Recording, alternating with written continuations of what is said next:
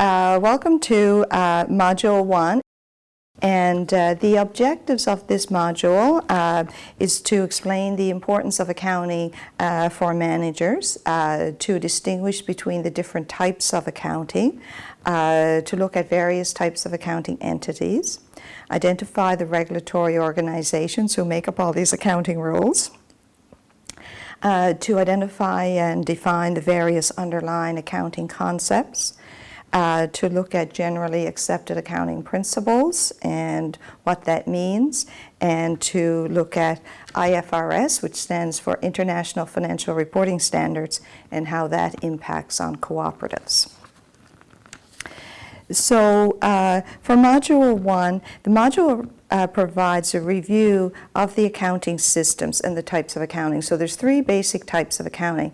Financial accounting, which are your year-end financial statements, which are prepared more for the external user.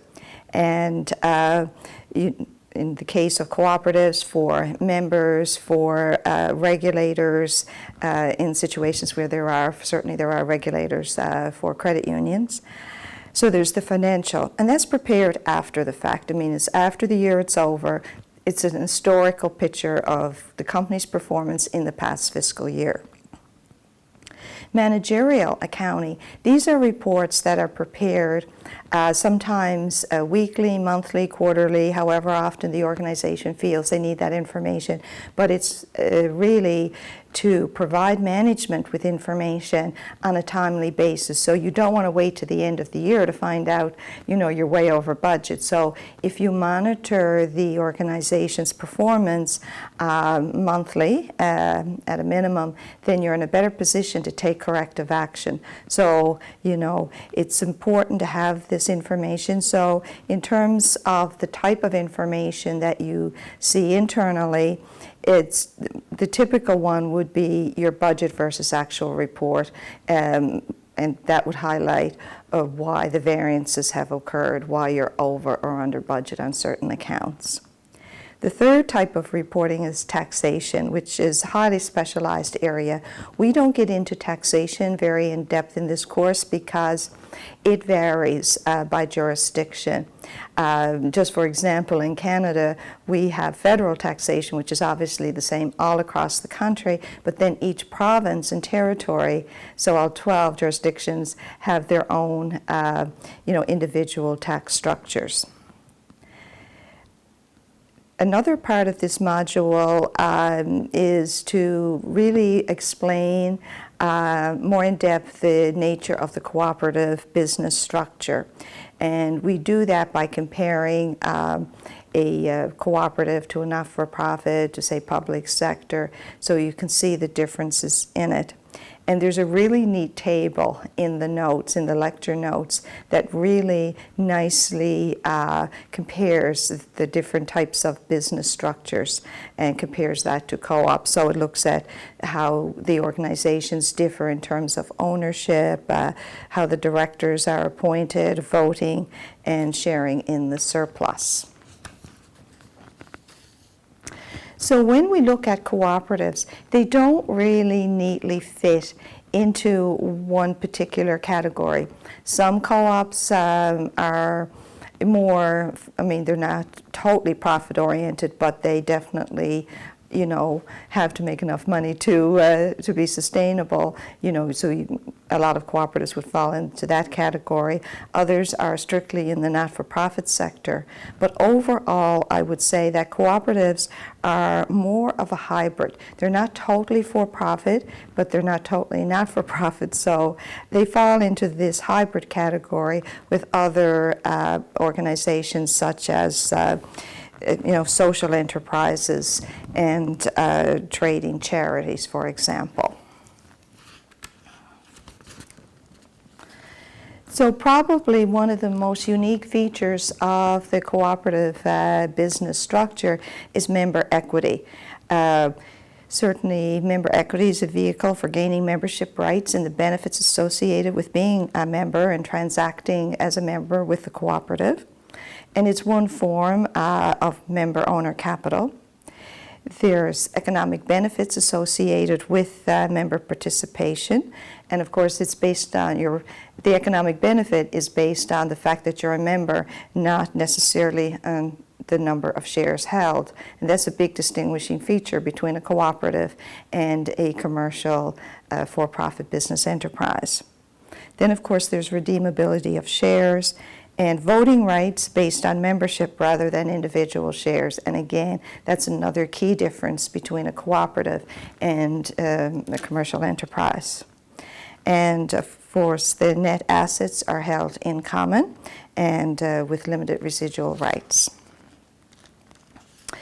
So you might wonder how all of these different standards for accounting are established.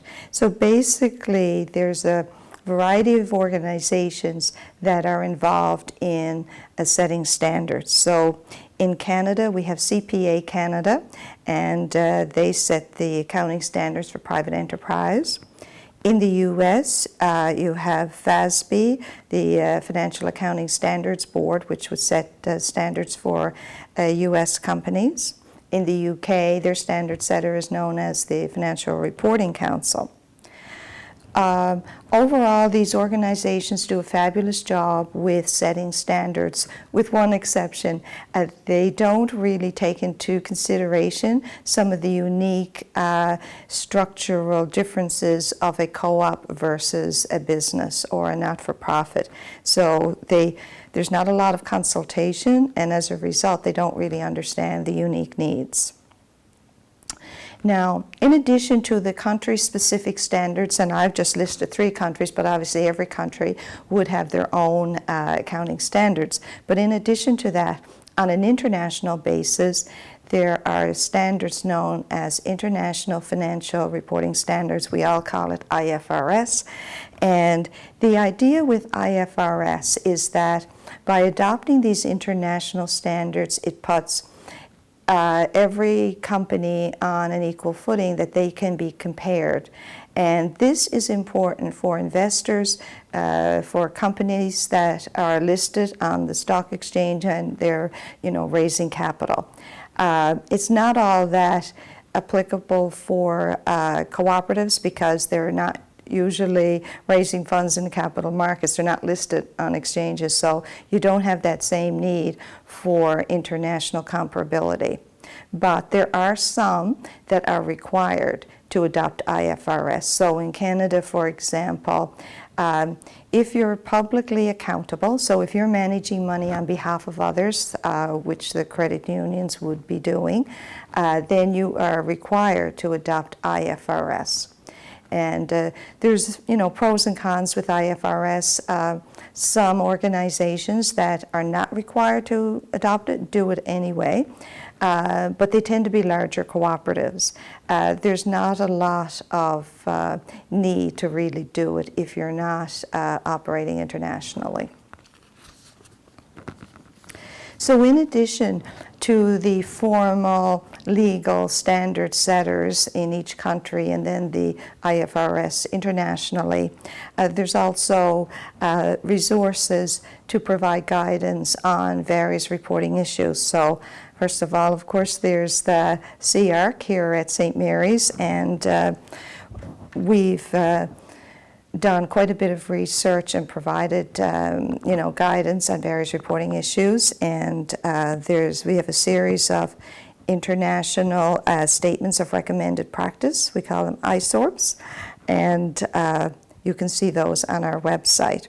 So a lot of cooperatives and credit unions don't really know about CARC and the online resources we have there. So I encourage you to let your CFO know about our organization. And we often work with others to approach the standard setters to get them to, take our needs into account as cooperatives. So we are currently working with folks in the UK to come up with some accounting standards and reporting guidelines for cooperatives there. So the Statement of Recommended Practice, SORP. So what we're doing, we're working with Co-ops UK, which is the industry association there, and they represent many co-ops in the country. And we also have an international committee comprised of myself and another one of your instructors in this program, Maureen McCulloch, and some other individuals as well, and all UK except for me. And we're working to come up with some accounting and reporting standards for the UK. So what we're trying to do here is, if we can get the standard setters in the UK to adopt cooperative specific guidance, then it will be much easier to get Canada, the US, and other countries to jump on board. You just have to get, I think, one major country in the G7 to buy into this. And we started with the UK because they already have another set of standards for charities. So they've already demonstrated that they're willing to look at individual situations, and that's why we think they might be open to the idea of doing something for cooperatives. And, so the idea is start with the UK and then, hopefully expand it globally. And we have the support of the International Cooperative Alliance for this effort because, they see the merit in this project as well. So in addition to CEARC and the work that we're doing with folks in the UK, we also publish a journal, the International Journal of Cooperative Accounting and Management. It's located here, and I'm the editor-in-chief. And you'll be pleased to know that every year I try to get instructors to recommend some the capstone papers that are really good, and that would fit the journal in terms of the topic of accounting or management. And so you'll see papers in this journal that are based on graduates' capstone papers. So if you have an interest in publishing your paper, by all means get in touch with me at the end of the program. It's kind of nice to put on your resume that you're a published author. In the U.S., there's the National Society of Accountants for Cooperatives, and they also have a publication, The Cooperative Accountant. That's their journal, which is, you'll see things throughout the program taken from that journal as well.